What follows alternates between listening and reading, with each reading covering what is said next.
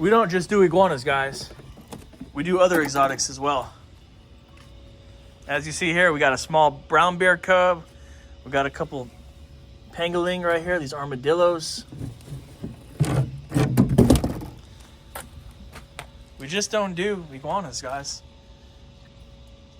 I'm just kidding, it's not a brown bear. That's actually a wild hog. With these little, they look like pangolins. Hold this for a sec. Yep, this is also what we hunt right here, guys. Look at this. Look at that. If you know, you know. If you don't, shoot, you better find out, buddy. Got one. This thing's heavy. Two. Wow.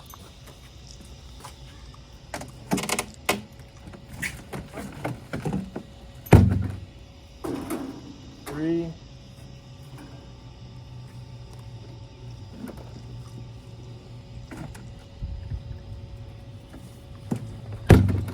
Four.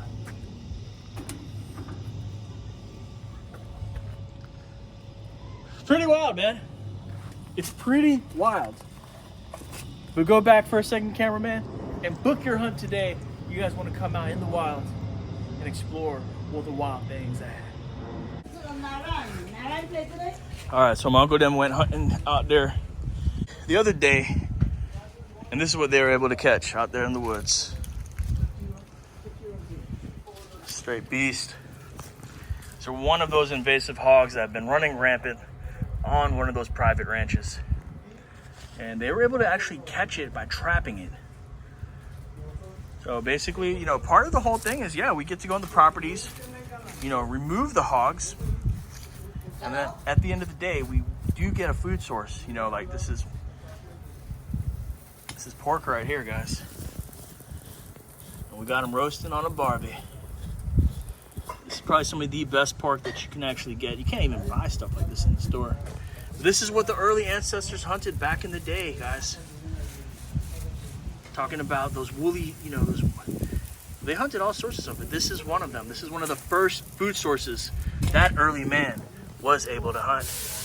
And to this day, part of our heritage, we still do the same thing, just as they did about 100 years ago. So if you or you know anybody that's dealing with a wild feral hog problem on your property, you need some help getting rid of them, you guys know exactly who to call. Obviously, guys, you know, we are removing them, but we don't want to waste them. And just as I mentioned, it's a really good food source.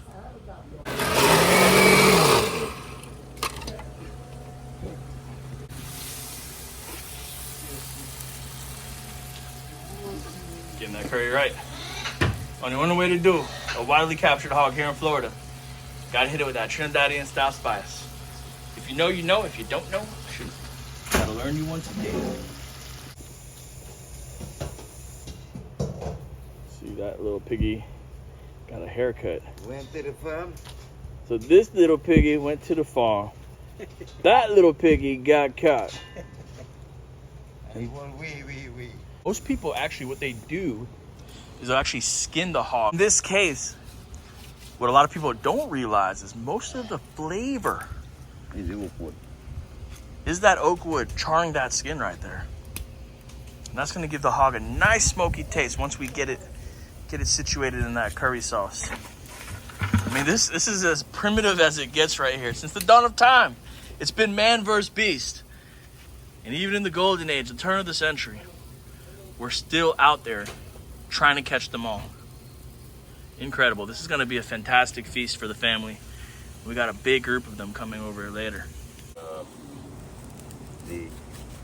Yeah. You have to go this like this fast, and then you will go back where you can roast all the time in one place. So you keep on pinning, so then it, like that. Then you will know where the hair is. So you can burn this out now. And now I turn it back like this.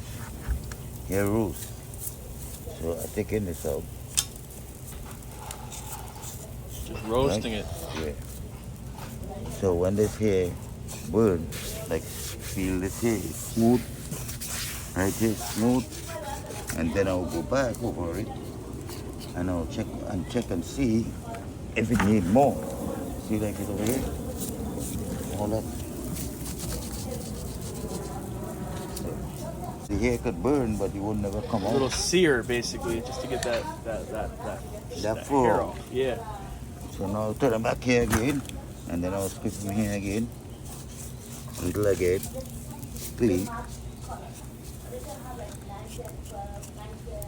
Yeah. Pretty simple with the fire, right? Yeah.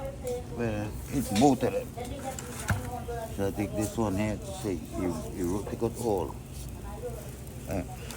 You take it out all here at the same time, but you can't do all at the one time. I don't know about you, but it ain't nothing like a piggy roasting on an open fire. These wild hogs, though, seriously though, guys, are causing tens of thousands of dollars of damage to these farmers every single year. Probably in the hundreds of thousands, probably in the millions, depending on the scale of the farm. This farm right here is growing oranges. And you guys already know that these hogs, I mean, they can completely decimate in orange pasture. They fall, they come out there, they eat them. Pigs really will eat anything, guys. They can even eat mud, from what I've heard. But I mean, an orange, cantaloupe, anything else that can be growing out there. I mean, these hogs, they're attracted to it. They just are. But the good thing about that, though, is they're eating all that good orange and other provisions and stuff. I mean, shoot. It's healthy. A lot healthier than what they're eating in those farmed hogs that we'd be getting. That vegetation, it's definitely a lot healthier than what a typical pig or pork would be eating that you get from the supermarket. I mean, these are wild animals, guys. They're just super invasive and destructive. But, luckily for us, they are also tasty. And check this out, what's going on in the background. We are secretly being watched. Look at that. That cat back there. Everything's trying to eat something, guys. But today we're eating this wild hog. All right, guys, another phase right here. So after we, got a little suntan right there, now it's time to just give it a nice scrub. And then you could prepare a lot of different, wild game like this, or even like cattle, veal, other things like that as well. But basically, you're gonna scrub it, get all that gristle out. And different cultures cook this as well. It's really famous in Louisiana, guys. The wild hogs, Texas, even some of the Polynesian islands. This is Hawaii and other places over there. Wild hogs, small deer, small game, just like this is considered small game at this point. But Will, how big can these hogs actually get though, man? 300 pounds. 800. Could you? Yes. Could you imagine a hog 10 times this size? This is about a 50-pounder. About 7, 8 times the size of this, guys. You heard of Godzilla before, but shoot, that would be a Hogzilla. You can cook it whole, you can rotisserie it, you can smoke it, you can cook it how you would any other wild game. But just basically scrub it like that. That's pulling out the extra hair that then roast. So you need to get the game taste with the smoke flavor. Get that game taste with that smoke flavor. You heard the man. Woo! Nice and smoky. Just keep scrubbing that little piggy pig. All right, next thing to do, man, give him a nice little bath. Then straight to the cutting board, and we'll divide this up into quarters, and then you can freeze how you like. And, obviously we're going to cook a nice piece of this wild hog.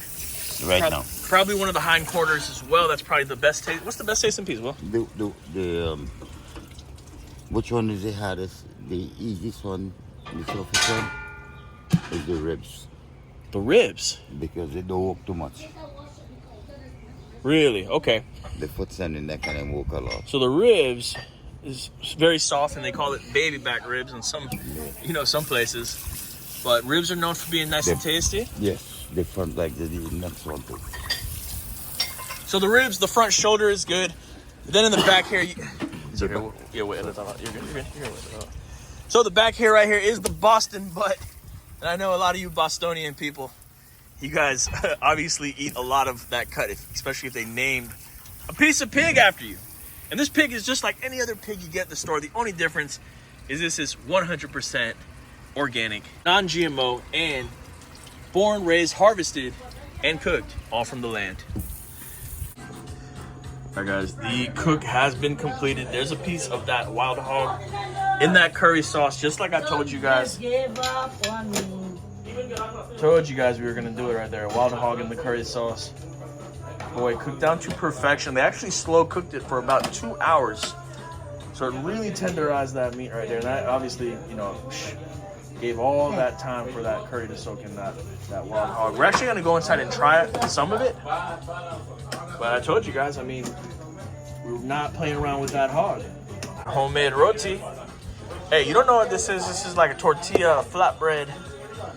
It's like a what? Split pea inside. Oh, there's also split peas inside as well. These yellow peas. So the Trinidadians, they cook with the split peas in the roti, and also they boil the split peas, and they make like a gravy out of it. Look at that, it's golden right there. Oh, it's got a lot of turmeric in there as well. It's got a lot of stuff in there, guys, but that right there is like our beans and rice. Yellow beans, or yellow peas. Split pea with turmeric. Just add a little bit. Turmeric, yeah, easy. Oh, wow, okay. Little bread, turmeric. Okay.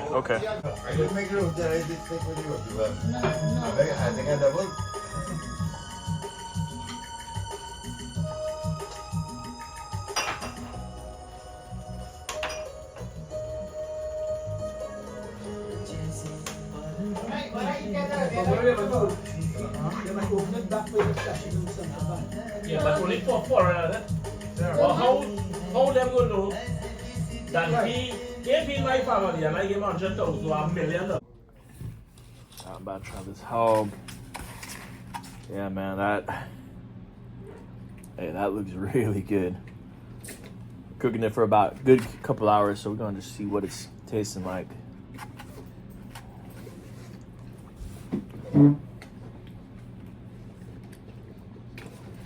Oh, schmack! That curry is unexpected. That curry is strong. Woo! Just had to clear my throat for that for a second, y'all. That is some strong curry.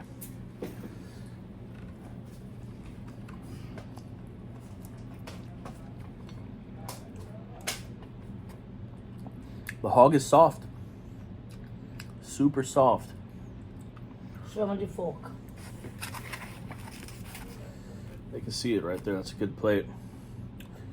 That's that yellow stuff you're seeing is those split peas. The meat is the hog. White rice.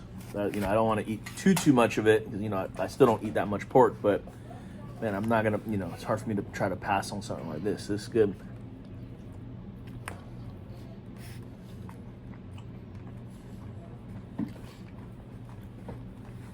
Yeah, that's something special right there. You gotta appreciate that.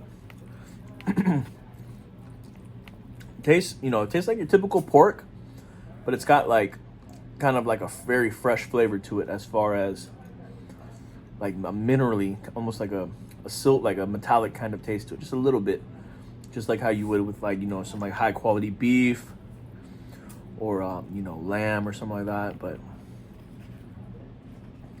good flavor. The curry definitely suits it well.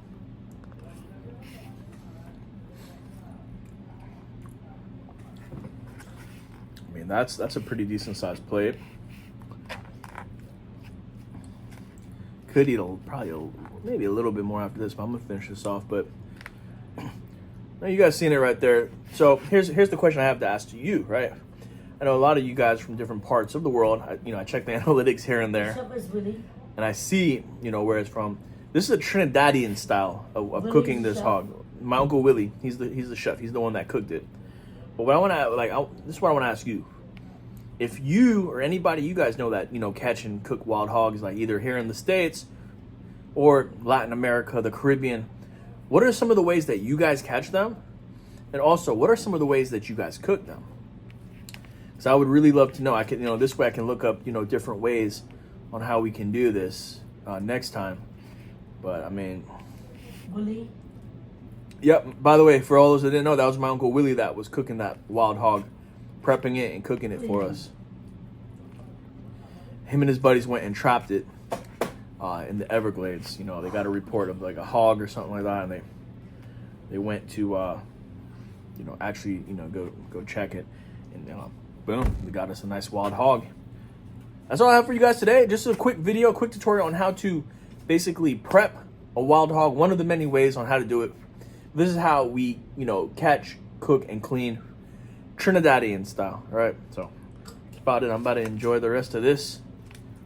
There's just so much flavors going on. You get that spice, you get a hint of cilantro in there. Also, you get that hint of the smokiness. And also, you get a small hint of just wildness to it. Something about it, guys, is, with that rice and those peas, is just the perfect balance. And if any of you guys come out here hunting and want to do this, we can actually cook them for you. So it's always an option. Just make sure you reach out to my DM. Other than that, guys, that's a wrap, man. It's time for me to eat and get ready for the next iguana removal. So peace.